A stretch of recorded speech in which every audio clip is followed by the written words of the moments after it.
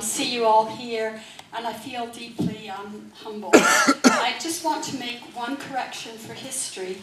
The first winner of the Katherine Kendall Award was actually Professor Armati Desai from the TIS Institute of Social Work, and I am deeply humbled to be in her shoes, actually, following her, because I think she achieved a lot more than I probably ever will in my lifetime.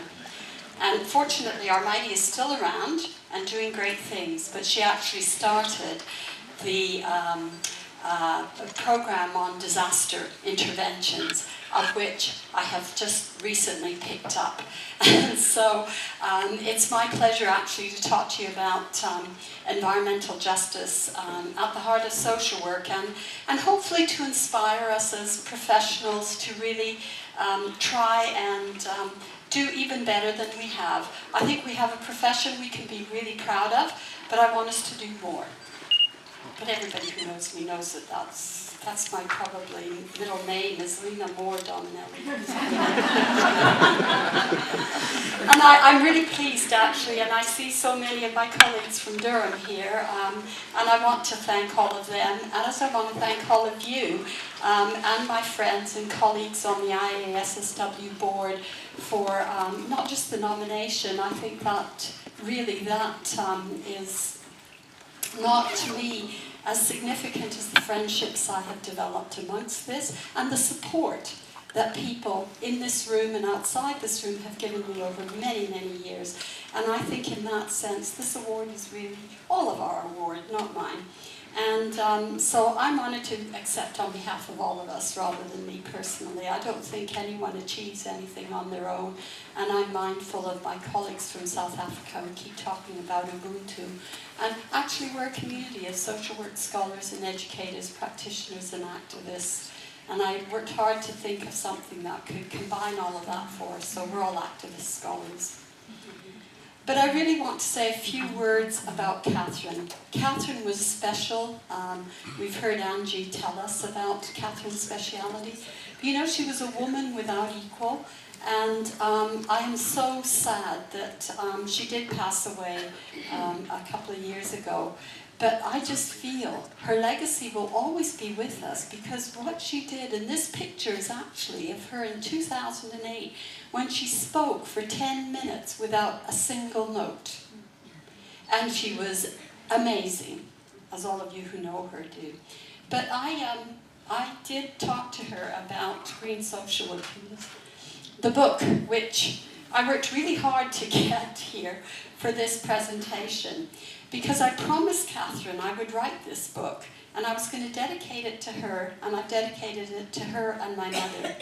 And her first response, those of you who know Katherine know, she's absolutely an amazing person, and she asks you the heart of the question like this. No split second, just right there. She said, "Lena, how does green social work differ from good practice?" And I had to be equally quick and say, I think at its best it is.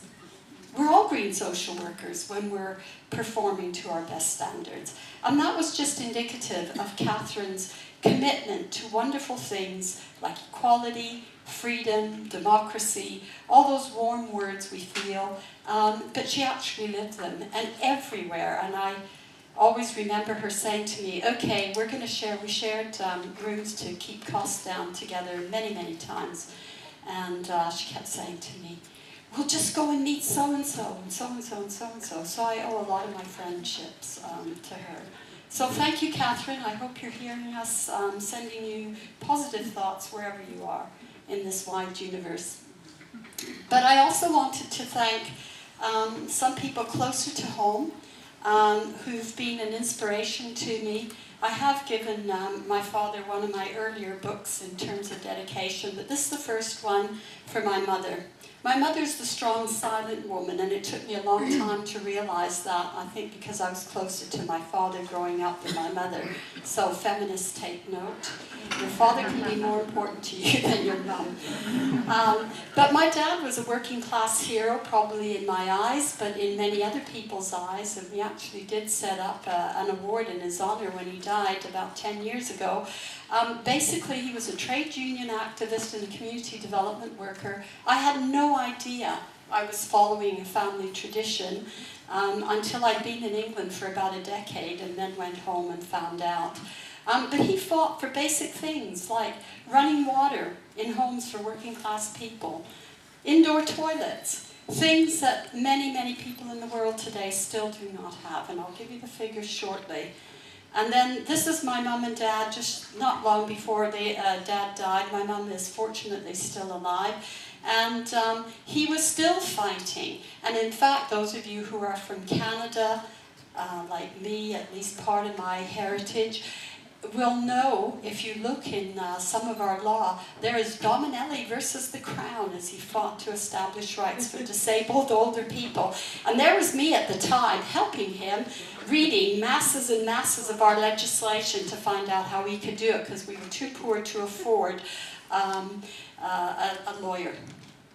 So for me, that is very inspirational, and I'm fairly private. I don't say things like this very often, so but I felt I could not say what I want to say now without acknowledging that, and sometimes we don't really appreciate those influences in our lives until too late, as I discovered. Anyway, I want to talk about environmental justice because I think this is why you're here, and it's why this conference, in a sense, is about environmental justice. And for me, environmental justice is part of social justice, is part of human justice. It's part of our rights and our dignity as human beings in the world. And so and I'm sorry, I'm losing my voice, I don't know why. I never say very much.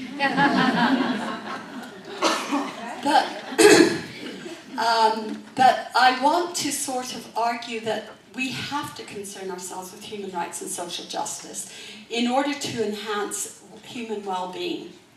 But we cannot enhance human well-being without being careful and caring for the environment. So we have to be careful of those. And I think that that duty to care for others and be cared for by others, including the duty to care for planet Earth, is actually essential to our beings as a profession. And that phrase, the social workers dealing with the person in their environment, encapsulates all of this. So we have tools, of course, to help us realize this.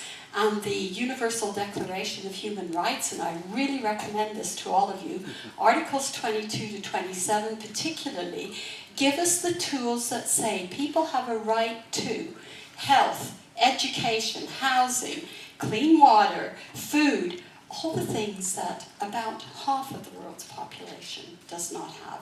So the task before us is huge, which is why I feel, my achievements are pathetic in comparison to what we have to do. But we have to think of ourselves holistically to actually have an impact. And I think for so long, especially in Western thought, there's this binary. It's this and that, so it's people versus the environment. Actually, it's people are embedded in the environment. And the environment is political, social, cultural, and physical. They're not separate, they're joined together and embedded in each other. And I tried to show how really environmental justice, which I ended up calling empowering just practice, I think our language fails us many times, and I certainly feel that all the time. And I don't think it's just because I have English as really, actually, a second language. But I don't even know my first language of cultural heritage. So I can get by in it, but I don't really know it, and I certainly couldn't tell you what I'm saying up here now and that. But I think oppression is such a crucial part of environmental degradation, social injustice, environmental injustice. We cannot think about it without looking at that. And structural inequalities that flow from this, and there are many of them, as you all know, from religious intolerance to race, gender, ethnicity, age, disability, mental ill health, and then the environment there. So when we get it right and really deal with it holistically, we're operating in that sphere there. And that is where, to quote Katherine, good practice is located. So I do define green social work, and I know I tend to talk too much. despite what I said earlier. So I'm not going to read all of this because I think that chart which I showed you shows that it is holistic and embedded in our lives. And actually, if we don't care for our environment, we will continue privileging the few over the many. Because some of you know it's my pet hate, neoliberalism, capitalist social relations take as their fundamental basis that actually some people are going to work for others and be paid less than their labor is worth. And as long as we do that, we are going to have lots of inequalities. And we as social workers can actually do a lot about that because we can highlight those inequalities and we can mobilize against it. So really, this social justice and environmental justice call is a call to us for action. And those of you who know me know whenever I go to Canada, I don't know why, but I find so many interesting pictures that I use in my lectures. And this is one of them. About, to me, it's about what I ended up titling Arrogant, Confident and Irresponsible Capitalism, because it really doesn't care about the environment and it doesn't really care about its workers. As struggles through the trade union movement, through the women's movement, the civil rights movement and disability movements, we've been able to get some concessions out of it. But it's concessions and they keep disappearing on us. I was talking to some of you yesterday saying how so many of the gains that we've made in the 70s and 80s are being lost now. And yet, here he is. Like, what oil spills? They're rare, even though the phone is ringing all the time to tell them there's another one. And that's because the exploitation of the earth is taken as long as it's making profits for somebody. And I can tell you that last year, BP made $9 billion in profits after the disaster in the southeastern US.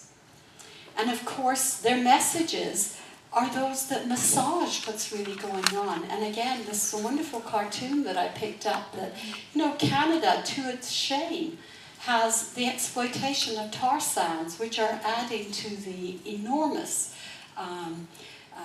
greenhouse gas emissions and the destruction of indigenous territories. Huge swathes of land that just look like Desolation Row. And this is the message, wear your t-shirt, get the BP seal of approval, and you can feel good about yourself. This is all about packaging messages so that we stop thinking about what is really going on and don't understand the power relations in which reality is embedded. So I want to just talk about some of these realities. Income and wealth distribution have become surprisingly more and more unequal in the last 30 years, so that we've got the top 20% of the world's population owning 86% of the world's wealth, compared to the bottom 20, and you can do your maths out of 7 billion people, how many that is. Only 1.3% is owned by the bottom 20%. That is really quite outrageous, I think. And yet, it's normal, isn't it? We don't even think about it because the message has been massaged. And the differential between the North and the South has been increasing more and more since the 1800s. And I could bore you with all the statistics, but I won't. But I want to put it very graphically for you. Like the richest three people, the richest 3 billionaires, which are Helou, Gates, and Buffett, owned more between them than the gross domestic product of the 48 poorest countries. 48 poorest countries, which is where the majority of the poorest people in the world live. Not only that, I was surprised to find this figure, was that Bill Gates owned more money in 2005 than 40% of his fellow Americans. And I thought, no wonder he can set up a foundation with billions. It's called philanthrocapitalism now, I gather. And then an employee, this is actually, it's worse now, but I didn't have time to find the latest figures, but an employee earns 200 to 300 times less than the CEO corporations. And it's been increasing. And what really staggered me is that the number of billionaires, we're all in a recession, right, in the West. The number of billionaires in the world have increased from 746 in 2005 to 1,210 in 2010, which I think is unbelievable. And the price that we pay for that is food insecurity, environmental degradation, poverty, all sorts of things. And here it is, even how the environment gets destroyed. We just have a little breadcrumbs to guide our way, so no wonder we're lost. We really do need to understand the relationships between us, the land, the water, the soil, and the air. And I know those of you who used to think, as I did in the 70s, that if you labeled something a land agricultural preserve, it was going to be preserved for that purpose in perpetuity. Don't kid yourself. And I know the destruction of the part of the world I grew up in, the west coast of Canada, that all the land that was put under agricultural land reserve has now been, guess what? It's all been built up. Housing, warehousing, huge offices that are empty half the time. All of this, instead of saving the world for us and for our children and grandchildren. And yet, we have the pathetic attempts to sort of say, oh, well, we'll just grow locally produced foods. But if you actually look at where does our food come from, as somebody was saying the other day, most of it is at least 1,000 kilometers away from us. It's not local anymore. And I like this cartoon because it says, we're going to create a PowerPoint presentation for food. So if you're hungry, just go to one of these presentations and you'll be full. So I was trying to think of Marie Antoinette, let them eat cake, so this is let them eat virtual food. But look at the statistics. 1 billion people are dying of hunger. 1 billion are malnourished, and 1 billion overconsume. And yet food prices are rising inexorably upwards, and in 2008 led to riots. And I think that's going to be more and more the case in the future. And yet we get told it was these nasty people who bought mortgages when they couldn't afford them. That was really the problem with fiscal capitalism, right? So I quite like this cartoon because if you can see this person down at the bottom here, if I can, that's a child falling off the cliff. This is the mortgage tsunami, somebody told me it was called. But 1 billion people have no clean drinking water. 2.6 billion, no sanitation. 1.6 billion, no electricity. 15 million dying of diseases when they could not die if they had drugs available cheaply and easily. So don't tell me it's just these nasty Western consumers who are spending more than they're entitled to, because the situation is so much more complicated. It's about the way in which we have organized socio-economic relations within countries and between countries. And we have to think of the whole world as one. It's one planet, one set of resources that we should all have time to share and have our fair share of. That means some people have a lot more to gain, and some of us are going to have to lose some of the privileges we have. But I don't think that means a diminution in actually a decent standard of life. Not the Bill Gates standard of life, but the typical kind of ordinary person who pays their bills and has a holiday, can be educated and so on. We can do that if we use green technology. If we share that green technology so that people can use it freely and easily, cheaply. And I know I argued in one UN meeting that actually if capitalists gave this technology free and just charged at the end point when they actually gave it to somebody to use, and if they got everybody into this game, they would be making more profits than they would now. And I got somebody to kind of give me the figures, but I haven't got them offhand. But because we haven't tackled the kind of like the real problem as I see it, which is the way in which we've organized our socio-economic relationships across the world, then environmental degradation is increasing very, very rapidly, much more rapidly than we ever predicted. And so we see ocean acidity rising, sea levels higher. I mean, places that you couldn't get through, now you can get through in the Arctic. Soil erosion and exhaustion. You know, we're trying to get too much out of the soil without kind of rebuilding some of its natural resilience. And actually agricultural yields in some areas are going down. And ill health, especially asthma and other respiratory diseases triggered by air pollution, both in the home and outside the home, are increasing. Wildfires, these add enormously to the greenhouse gases. And setting land aside for agricultural purposes, we really have to stick to that, not just let capitalists come and tell us, oh, we need this to develop this for housing or for warehousing or more offices. I think there's a lot of space that is very poorly used that we could challenge them on. And then extracting minerals is very damaging to the environment and people. But because the emphasis is on doing it cheaply, not doing it sustainably, or not doing it to take care of the workers and the environment, it is actually worse than it needs to be. Of course, we need to extract minerals and things from the earth. But do we have to do it in this way? This is actually recent. Mongolia. Absolutely dreadful. So areas that weren't subjected to capitalist exploitation methods are now falling under them. And don't think anyone is free of these environmental crises. So you've got that in Mongolia. But look, this is in my home province of BC. This was June 2011, flooding. And I know I was in Victoria, my brother was in the Lower Fraser Valley, emailing me saying, we've got 2 more feet to go before we're flooded out. On evacuation alert, the whole of the... And this is in Canada, in a rich country. And guess what? They haven't built up the dikes, even though they let people build on what should have been floodplains. In the US, the Colorado Canyon is still burning as far as I know. It was 2 days ago.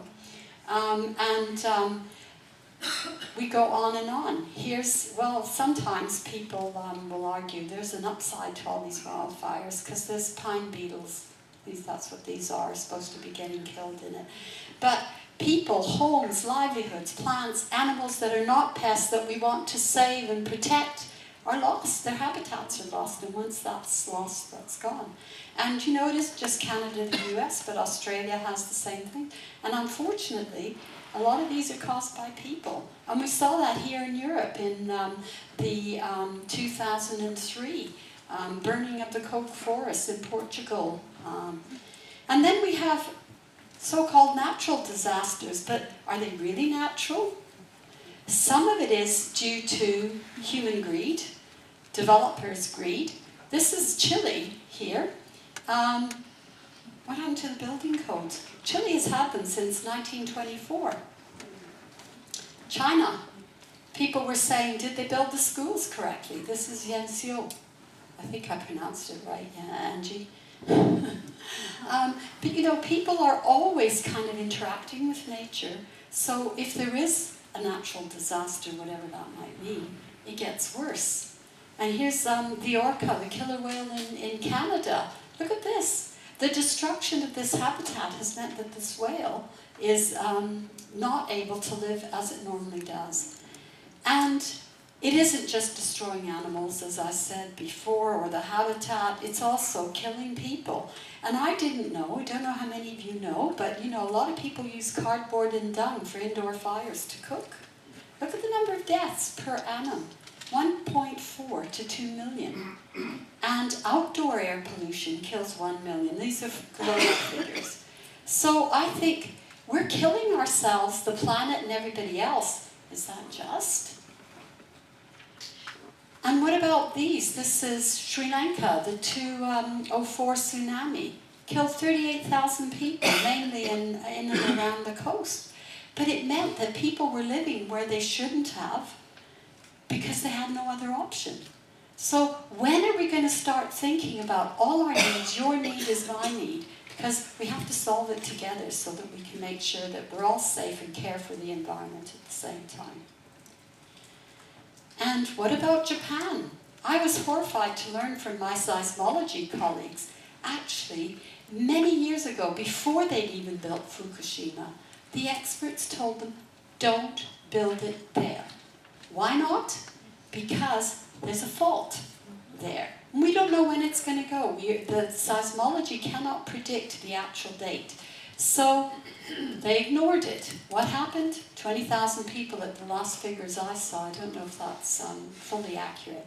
But you know, these are avoidable deaths. If we hold companies accountable for what they do and the decisions they make, because of course they make them in boardrooms without any of us there anyway, but social workers need to find ways of getting to talk to these people. I don't think they're bad people, I just think they have a crazy system that they're trying to implement. And we can help them create better, more just, egalitarian systems. And what about education? The decimation of the welfare state, especially in the West. We're going down to join the rest of you in the global South that don't have one. And it will be very rapid, I think, the decline. But still today, you know, people talk about education. It is our human right. We are entitled to receive that, and it is the obligation and duty of every single state that is a member of the UN to do that, make sure that the provision is there. Well, they've now decided, instead of giving it to us free as a universal right, we're going to start paying for it. In Africa, they're already paying for it. In the West, they're not saying we have to pay for primary school education. They just give the worst resources, the least resources, to the areas that are poor. So we end up having people who are, you know, like these. This is a cartoon from Canada. And look, this guy doesn't even know he's reading it upside down. But we know that it's also gendered, with women across the globe being less well educated than the boys at the moment. And here's another thing from my my other country of heritage. This is Montreal this year, May 2012. Do you know what this is? This is the police stopping a student demonstration over increased tuition fees.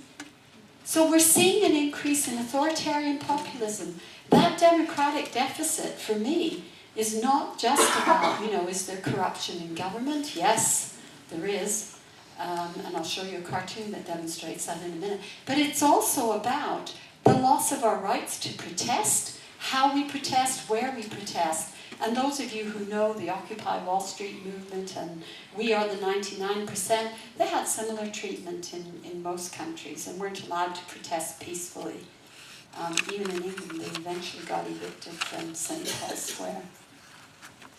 But whilst these things are happening, we have the mourning of the dead, the casualties of this unfair, unjust system that is destroying our earth and us as well. And as I said before, completely unnecessary. Social workers get called in. Of course, we're not the first state responders. That's for the police and the fire pit fighters who go in to evacuate people safely. Once they've done that, they say, here, social workers, you deal with it. But of course, we have no voice. We weren't involved in the previous decisions, and we've got to do something about that. That is actually in India. Here's another one. You know, do we really want to evacuate people in tents? I think it's degrading to human dignity.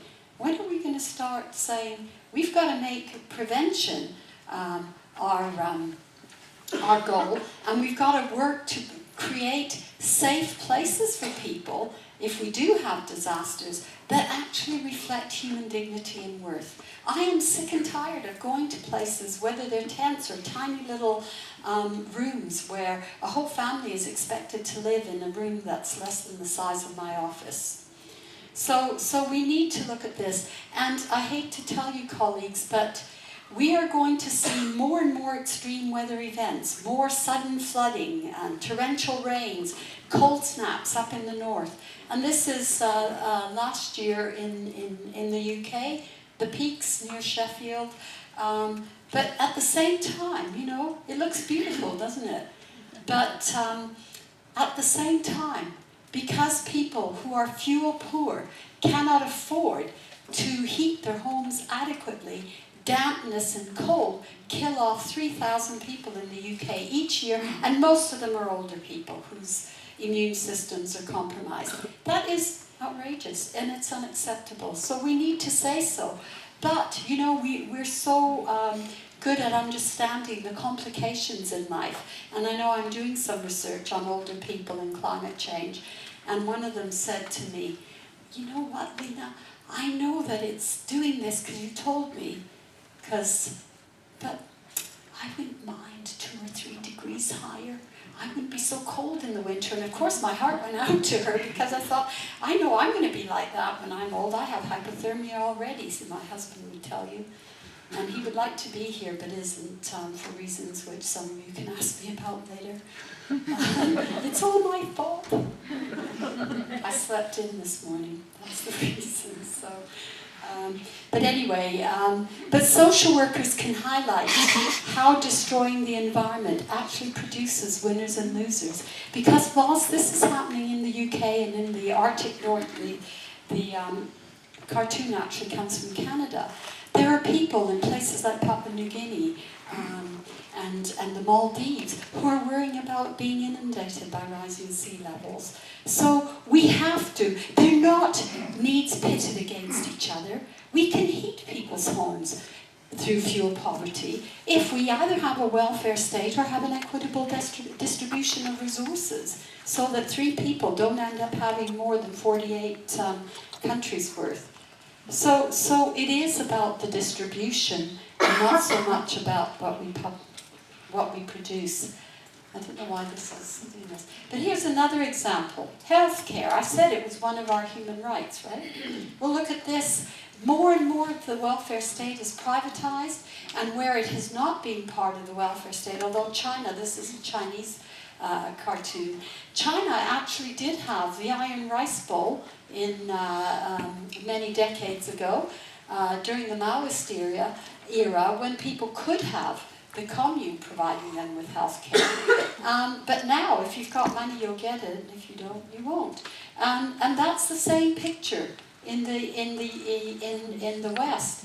My dad died because he could not get the physiotherapy and the place in a nursing home that he needed at the time he needed, having survived a major operation. So that privatization of health means that more people will die unnecessarily, and we need to speak up against it. So you could see where I'm heading, can't you?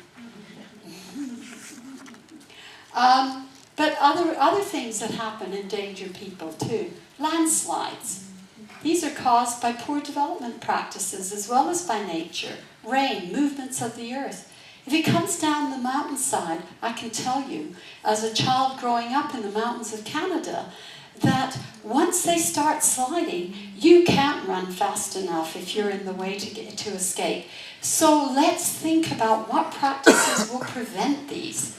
And in some of these cases, the death toll may never be known. And certainly the one I'm referring to in my youth, we don't know how many people died in 30 cars that were buried under the rubble.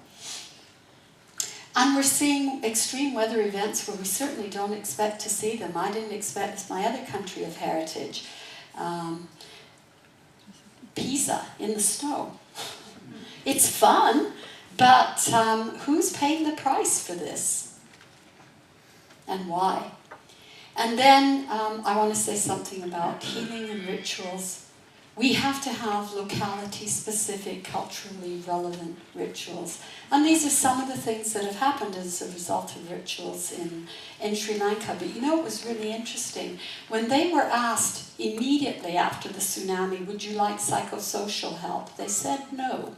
We want our own rituals. So do remember that. You've got to ask people what they want and what they need to help them in the situation.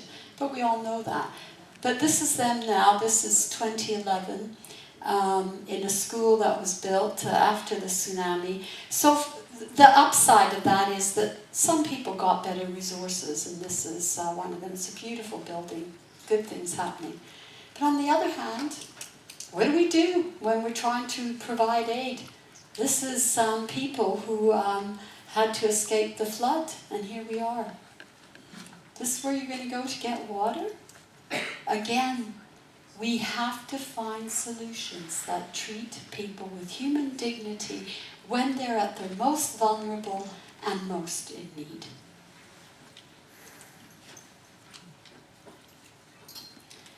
And yes, I told you I talk about politicians and corruption in the West, most of them. And it's funny, I haven't seen an American one on the fiddling of expenses, but I've seen it in the UK, I've seen it in Canada. This is a Canadian cartoon. But you know, we don't hold them accountable for these discretions, or indiscretions is a better word.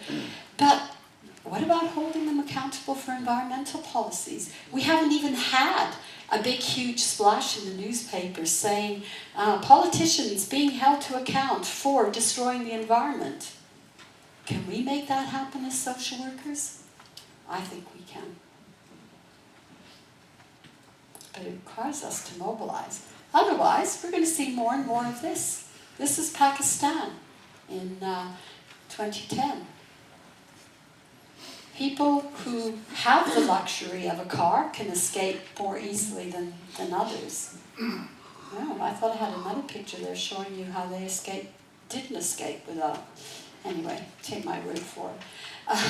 But flooding isn't just limited to the global south. Here they are this year in Sheffield and Durham. And I have to say, I should have said this at the very beginning. Some of these photos are from some of my colleagues, some of whom are sitting in this room. I haven't got time to name them all. Droughts, another cause of this is environmental disaster writ large. This could be Africa, it could be parts of southern England, but it is actually North Korea. But these problems, because we have not taken care of our planet, are happening everywhere. That's the message. And this is the future scenario, which I think is quite interesting. The worst case scenario is that the Earth will warm up by about 5 degrees C, and unless we can afford a spaceship to go somewhere in Mars until we find another planet that will sustain human life, we're all going to be incinerated. We'll turn into carbon like this. This is planet Earth after the incineration has occurred. But look at this. This is what I think is interesting. This guy's watching this on TV. We will be back after the program was called Sunset for the Sun for these words from our sponsor. And what are the words from the sponsor? And I think, here it is again. Can I make a profit out of this? Well, if you're worried about what will happen to your loved ones if you're incinerated by the sun, we'll protect you by selling you incineration insurance. And I just think, to me, this is one of the amazing things about capitalism. It is so clever. It can find an opportunity for making a profit out of any disaster. And those of you who've read Melanie Klein's book, The Shock Doctrine, will know just how many opportunities there are. I'm not going to talk about this because I've already talked about it. But look at some of the statistics. Countries in the global south still bear, although I've said, disasters affect all of us in different ways, 76% of the damages caused by disasters are in the global south, and 92% of the people affected live there. And the majority of the economic losses, 65% occur there. And the poor state of the infrastructure, whether it's transportation, communication, power, utilities, buildings, including houses, hospitals, clinics, and schools, are actually responsible for that. So the message, the good news message from that is we can actually do something about these things because they've all been created by people. But we really do need resources being put into these, and especially resources for poor people. And that's what's not happening.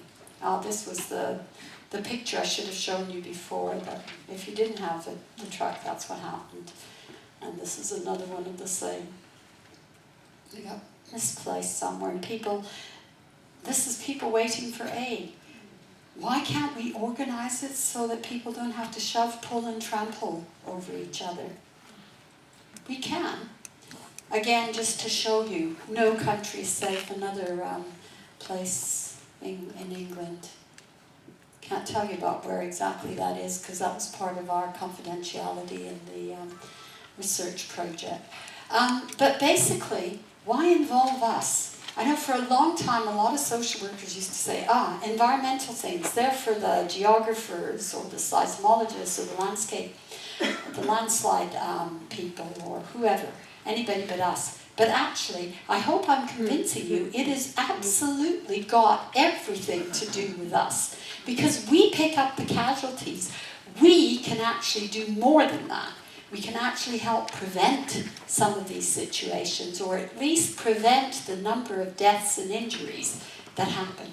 Because we are the ones that help people mobilize, and we are the ones that facilitate action and work to empower marginalized communities and groups who aren't involved in this.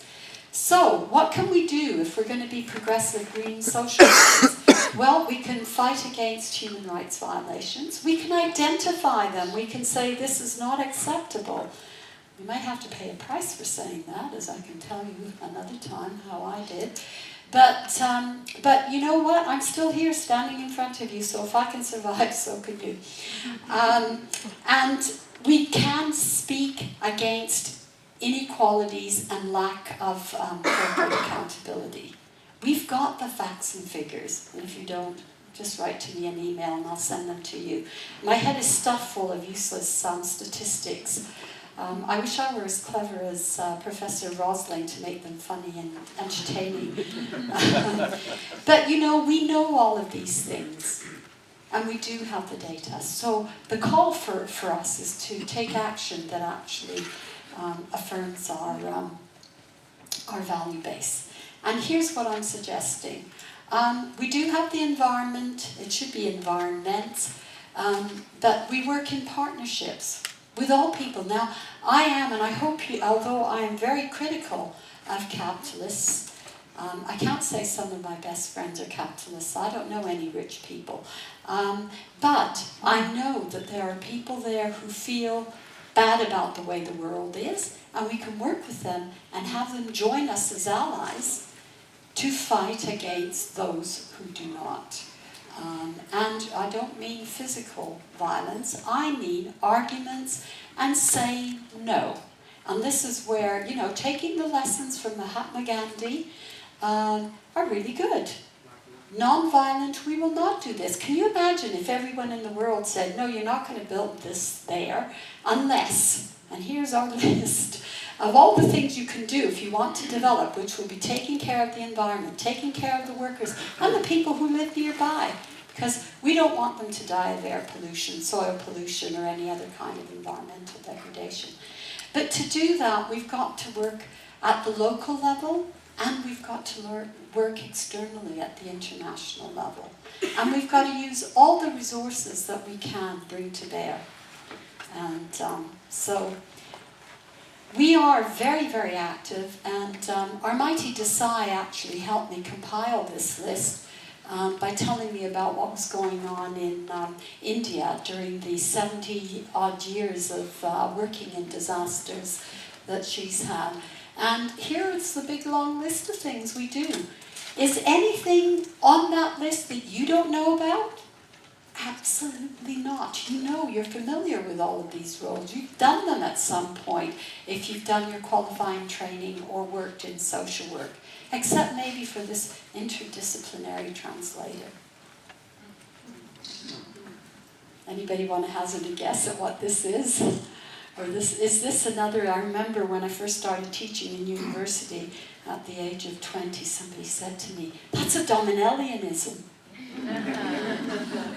This is actually where we as social workers can translate physical science statistics, hard facts that actually are boring to people, they don't understand them, into concrete, easy to understand language and embedded in their everyday lives, so they know that actually an unequal distribution of wealth means that if you're a woman in Africa without running water, you are going to have to walk many, many miles to get it. And that is unnecessary. Okay, so that's what that is. And I think we all know these. We've assessed needs, we've coordinated and delivered goods and services, we've supported individuals and communities, we've advocated, lobbied and mobilized. There is nothing new in what I'm saying. We might have it packaged differently, but that's it. So here's what you do. You know, you analyze the risk. You've done that before. When the shock comes, you're prepared. You've got your adaptations ready. You can build resilience. And then you're ready for the next risk. I think we also, of course, we have to deal with power relations and get the people who never listen to us to listen. We've got to have resources. We've got to exercise our own agency and that of our service users. And we draw on our skills to do that. But honestly, these are skills that each and every single one of you has. You can do it. We can do it together. Even better, because collective action leads to more change. So, I'm going to skip all this because I've already mentioned it in different ways. But don't sit there kind of like thinking, oh yeah, it doesn't affect me, it doesn't affect the rest of the world. Again, here's another example. This guy's sitting through the worst drought, the worst forest fires, the worst flooding, and the worst mudslides, and he says, oh, it's all perfectly normal as he sinks under the waves. Yeah. We should not be like ostriches burying our heads in the sand. We have the information we need, we have the skills we need to act, and to work for environmental justice that links the social, the physical, the political, the cultural, and the economic together, as I've been arguing. Oops, what happened there? I think I clicked the wrong thing. It's very hard to see these arrows. Somebody could actually do something about that. It's technical skills I don't have. But again, I'm not going to go into this because I've said it already. But did you know that just our ordinary everyday life is accountable for 40% of the greenhouse emissions?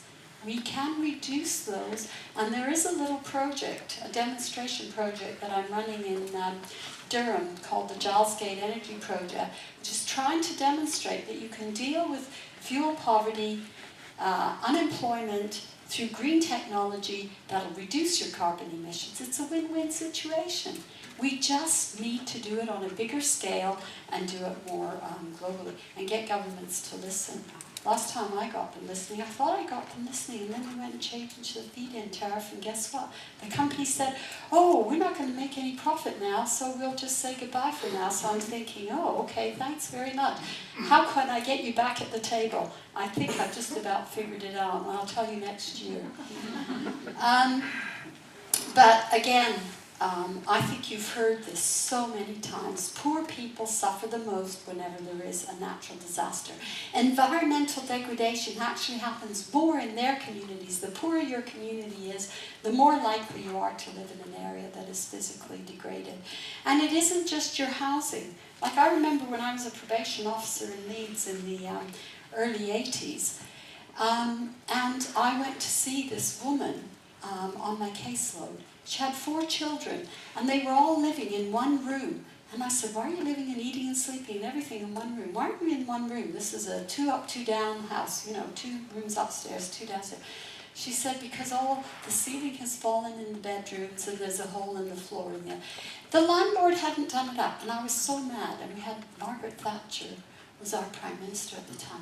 And I really wished I had a magic wand where I could just wave it and say, Margaret, I sentence you to living here for 1 year on the same basis as this woman and looking after her 4 children and see how you would manage. Of course, my fairy godmother never gave me the wand, so she escaped.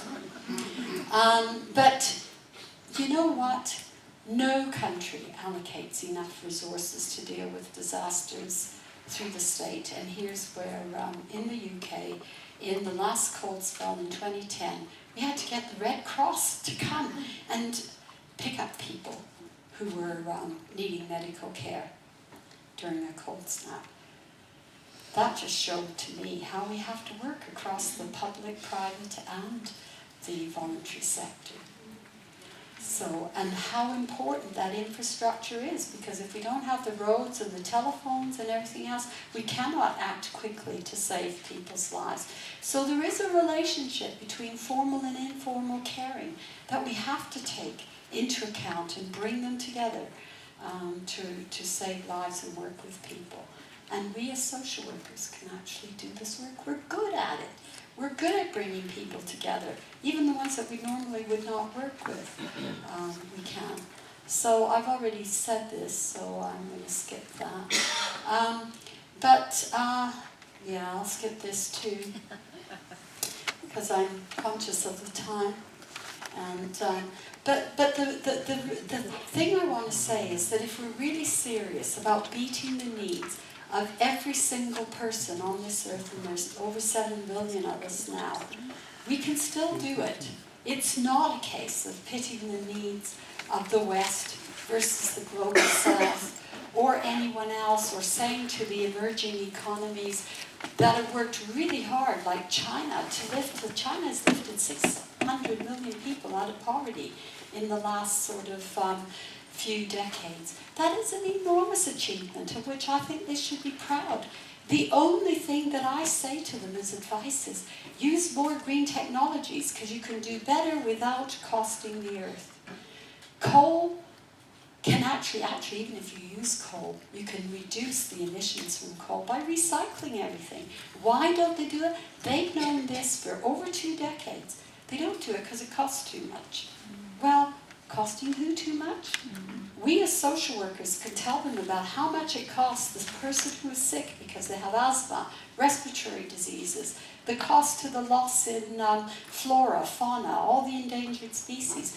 We can say the costs of this, and actually if you do an environmental assessment, they're still pretty pathetic. Although I know that the First Nations, and I talk about that in my book, First Nations people have actually got a better one than the Western one. But it is still too economistic. It doesn't focus on the holistic picture, because if we add those costs on, they outweigh the economic costs by a long shot. And that's a challenge to us to demonstrate this. And here's, this actually is a picture of a hydroelectric dam. But look at the devastation of the surrounding area. They still, although hydroelectricity should be one of the cleanest, cheapest forms of electricity, and yet it's not. You just go and talk to anybody in BC, and they've got a wealth, I know, of mountains, of rivers and lakes. But it's the way we produce it, how we produce it, where we don't care about the environment and the people that matters. So my arguments are really that we don't need to expropriate lands from indigenous people, from poor people, which is what normally happens. We can actually get things done differently using green technology so that we actually do much better. And I think if we want to save the rainforests and all the other things, and say to the people who live there, you want to develop and have, things like not washing your things by hand. I can tell you about washing clothes by hands. I've done it in Canada. Terrible. And I would never want to go back and do that. So we have to find ways of getting that technology accessible to people who are poor in so many parts of the world. But we do not have to do it at the expense of the environment. We can use solar panels, and you don't need a sunshine for solar panels. With photovoltaic solar panels, you can actually have just light. Do you know what you do in northern Scandinavia and the Nordic countries in winter, though? I shall ask that question of my colleagues in IHRR when I next see them, the ones that are working on photovoltaics. Because if we don't ask these questions, nobody's going to find the solutions to them. But we as social workers, because we tend to think laterally and holistically, can do that. So that's what I'm asking for. I can skip this one because I've said it already. I'm just giving you different examples. But I want to say something about armed conflict, because this is also important to environmental degradation. You go and look at the Congo, the degradation to exploit the diamonds and all the minerals that they need for mobile phone technology and all sorts of things, the number of people who've been killed and died. These are all interconnected.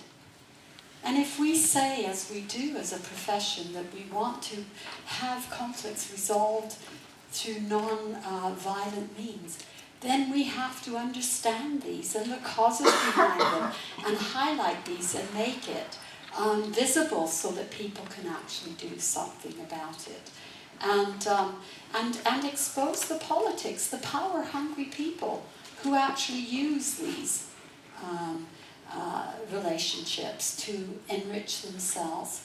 And let's get out of the doublespeak, which the UN is well known for. I love this cartoon because it says, you know, this is actually for Somalia. Peace will come when there are peacekeepers. Peacekeepers will come when there's peace. Like, I must be really dumb because I can't figure out why the UN that is responsible for maintaining peace in the world is kind of thinking. Anyway, I guess what I'm trying to say is it's a huge agenda, yes, absolutely, but we have the tools, we have the knowledge, we have the skills to do green social work and be progressive, egalitarian, all the good things that we as social workers do. And here's some people who are doing it. They're trying to build capacity. This is actually, Daria, this is, you recognize it's your people here. There's Bogdan.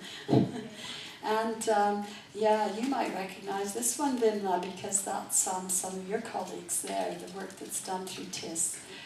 But you know, we're always there. But do we listen? And if you look at this cartoon, Betty is asked, do you think I'm a good listener? And she says no. And the questioner says, that's a relief. And she's like me, I'm lost, right? It is. And she says, yeah, I think I'm a good listener too. So I hope you'll remember this. When I've said to you, you can do it. You can do it. And I want to just leave you with, this is one of my favorite cartoons done by some young people up in Northern England. And I asked them, I have lots of different ones, but this is my favorite ones that they did. And I asked them, what's a good social worker? In this estate, they absolutely hate social workers. Why? Because they think they'll come and take away their kids. Social workers are purely about child protection. And I say to them, do you know, I'm a social worker too. No, you're not. You're a friend. No, I'm a social worker. I'm a qualified social worker. And I said, okay, so tell me, you know, they want us to have bright ideas, to be really on the ball, innovative, creative. And they want us to think, but they also kind of think, oh, you have to have, because I said, well, why the punk hairdo? And they said, well, you know, you have to have a bit of a wild side to you. You have to be able to engage with us, enjoy yourself, have fun, which is why you can then be called their friend, right, instead of the social worker who's qualified. And they also want us to notice things, to really look and observe. Very, very important to them, because you can see a lot without being told. And they really want us to listen. That's why the big ears, you know, really out there listening. And they want us to have a heart and really listen to them and not just say, oh, well, let me see what regulation so-and-so says about it. We can be creative about how we interpret the regulations. I'll probably have to invent a new term for how we translate bureaucratic entitlement into human entitlement. Some of you can probably do better than me. And then I was really intrigued by, I don't know, this is this a hermaphrodite or a what? You know, and I said, transgendered. And I said, why do you got those big muscles? You know, when you look at most, you know, I used to think I was really big, but since my sister made me wear more tight-fitting clothes, I look a lot smaller. And they said, well, you need to be really tough. So you need that strength. So the big muscles, the big chest is part of that. And then this one, make us laugh. They would like us to be punctual. Now, how many social workers bring up and say, I'm going to be a female tonight? And the skirt, because of course most social workers are women. I think we need more men in social work, but that will do for another lecture. But this one really intrigued me. Why the high heels? I don't wear high heels. I was going to. That was part of the disaster this morning. I was going to come here in a dress, wearing high heels, just to shock you all in some way. And it's in the hotel room with my poor husband picking up the pieces and sorting things out. Maybe I'll wear it tonight if I'm really lucky. Because he's such a supportive man. I'm very lucky, actually. But they said, well, we want you to be, and we have an excellent social worker in Durham. I won't mention her name in case I embarrass her, because some of you have met her in this room that have come to Durham. And she is fantastic, and she always looks to me, I keep calling her the fashion plate social worker. She's beautifully dressed. She does wear high stiletto heels that would kill me in an instant. And she is the most fantastic social worker that you can imagine. As a colleague, as a manager, as a resource allocator, as a supporter of her social workers, and of the work that is done by the team, and she engages in practice. And I just think, okay, so maybe they're right, you do need great shoes. So maybe one of these days, I will come in with some great, and then I can say, oh, I'm really tall, aren't I? Anyway, I was going to make you all sing, but I noticed the time and I'm going to stop there. Thank you very much for listening to me and giving me the opportunity to rant and rave as usual, but I hope the message that we can change the world if we want to. We just have to act collectively has got through. Thank you.